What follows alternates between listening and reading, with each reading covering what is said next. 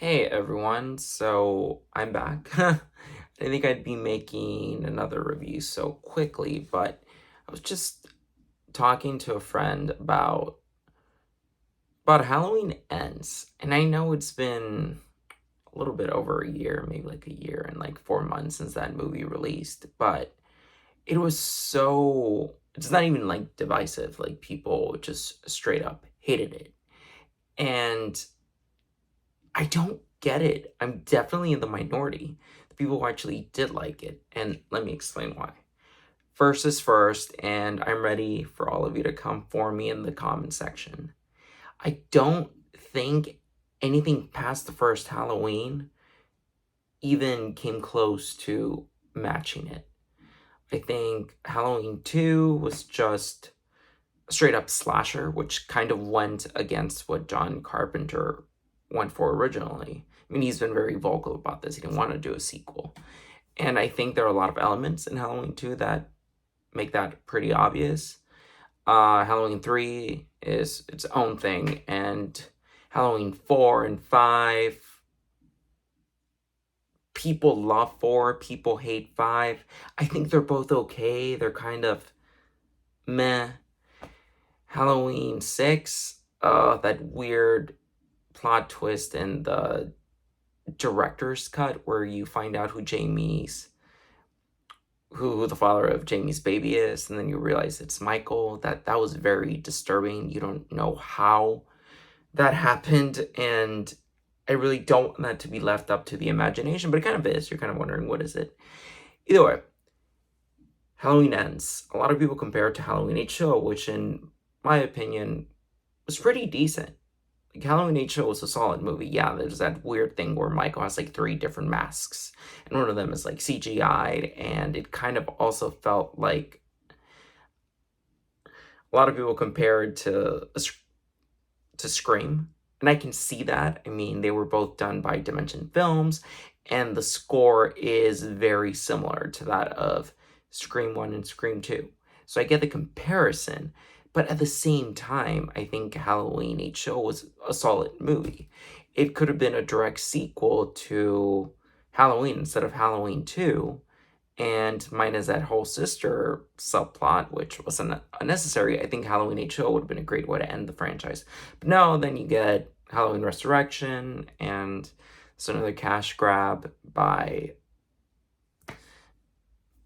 freaking everyone who was behind Halloween H2O, and it did well at the box office, but at the same time, it's probably one of the most hated Halloween movies ever. Like, Laurie couldn't have died in a more egregious, disrespectful way. And everything else with Halloween Resurrection is just really kind of ridiculous. And not in a way that really just gives way to campy, over the top horror movies like Child's Play. No, it was just bad. So come David Gordon Green in 2018, he gives us Halloween. Basically, that's what it was called. It was called Halloween 40 years later. So you get another go at Laurie Strode. And this time they're retconning everything since the first. I went into it pretty optimistic. So 2018, solid movie. It's definitely Laurie's movie. You see how she deals with trauma in a more... Halloween H2O was very melodramatic. She fakes her death. She changes her identity. She goes by Carrie Tate. She has a son. Halloween 2018 kind of shows the aspect of trauma where someone just stops their life entirely. You're caught in that traumatic moment, and you're caught in it for 40 years, which is what Laurie does, and she just preps and preps and preps and preps for Michael's return, and she keeps telling everyone this. He's going to come back someday, and it derails her life, and it's really tragic to think. Yeah, Laurie survived that night, but part of her, that innocence, it died Halloween night, 1978, and you just see her carry this for 40 years. She pushes away 2 husbands. She pushes away her daughter, Karen. to the point where she ends up in the foster care system. And you can see how Karen, rightfully so, carries all this resentment towards Laurie, which leads her to go into child psychology later on. That's a plot point that's mentioned. A lot of people forget about that because it's mentioned briefly, but I think David Gordon Green did really well at just incorporating that into Karen's character from 2018 through Halloween Kills. Come Halloween Kills, you have Laurie out of commission for most of the movie, but not like in Halloween 2 where she's still the main character and you still have that third act where Michael's chasing her in that final face-off. No. It is Laurie in the hospital the entire time. And that's fine. Because another friend mentioned this to me. He said that the way that he saw it, Halloween 2018 was Laurie's movie, Halloween Kills was Karen's movie, and then Halloween Ends was supposed to be Allison's movie. But then you get Tommy Doyle's return, and you get all these other characters. You get Lindsey Wallace. You get Marion, what's her? Nurse Marion, I forget her last name, to be honest. But either way, you get all these characters that are coming back, and then you see how they've dealt with trauma since the very first Halloween. And how mob mentality can make people do really, really terrible things. There's this one point where they're chasing this man who's also an escaped mental patient from Smith's Grove Sanitarium. And no one knows what Michael looks like.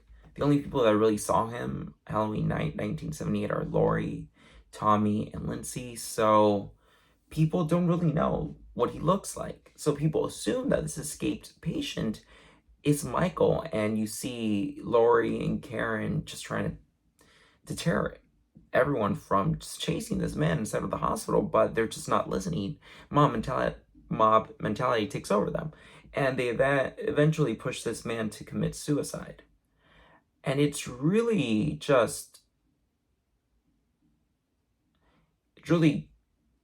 horrific to see that. But you see what the presence of Michael Myers, the Shape, has done to Haddonfield, how it's instilled fear and allowed for mob mentality to take over. And basically the movie ends with, Michael killing everyone, basically, with the exception of Laurie, who's in the hospital, and Allison, who just narrowly escapes with her life.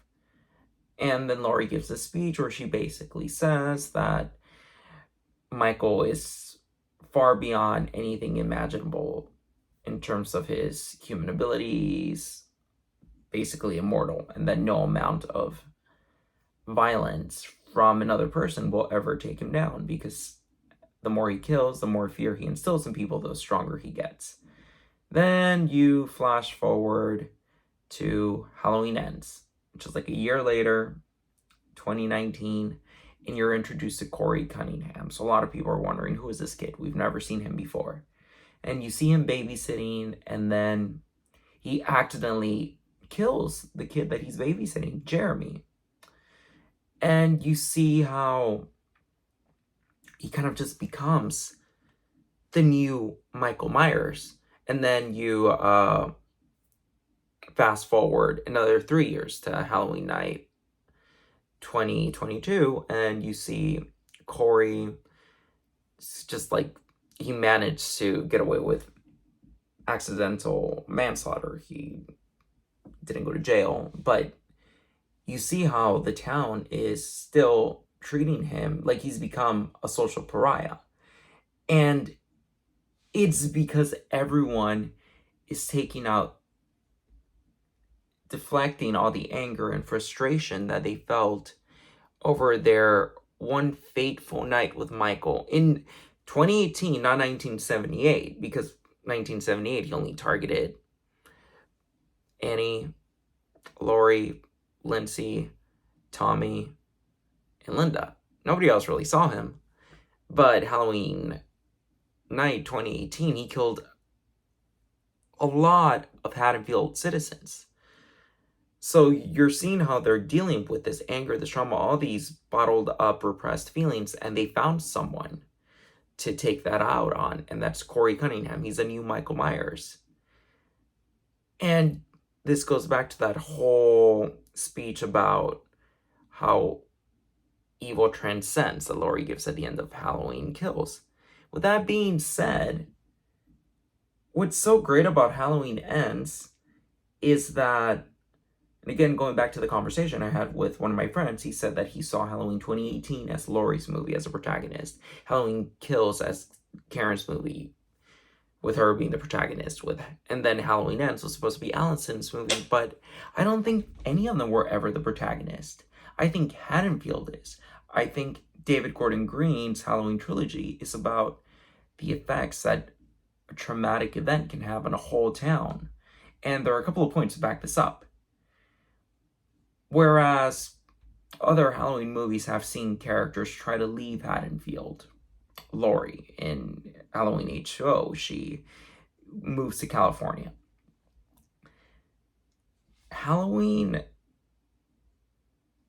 2018 Kills and Ends has Laurie in Haddonfield her entire life. Karen, despite all the trauma that she's carrying from her childhood with Laurie, which basically seems like a survivalist upbringing, where she's thinking that at any moment Michael's going to strike. So she basically has Karen grow up. That way Karen never believes it, but basically it's like a survivalist upbringing. And despite all of this, Karen stays in Haddonfield. Allison stays in Haddonfield. No one character that has crossed paths with Michael ever leaves Haddonfield. And that's because Haddonfield is the whole entity that David Gordon Green's Halloween trilogy is focusing on. It's the main character. And if you take Halloween Ends as a culmination to that, you see Haddonfield finally win. You see it finally defeat the Shape, whether it's in the form of Michael Myers or evil taking a new shape in Corey Cunningham. And I think in that respect, it was a good movie. I think that's something that, and again, Halloween Kills was going for that whole mob mentality effect. You see how it affected Tommy and Lindsey and Nurse Marion.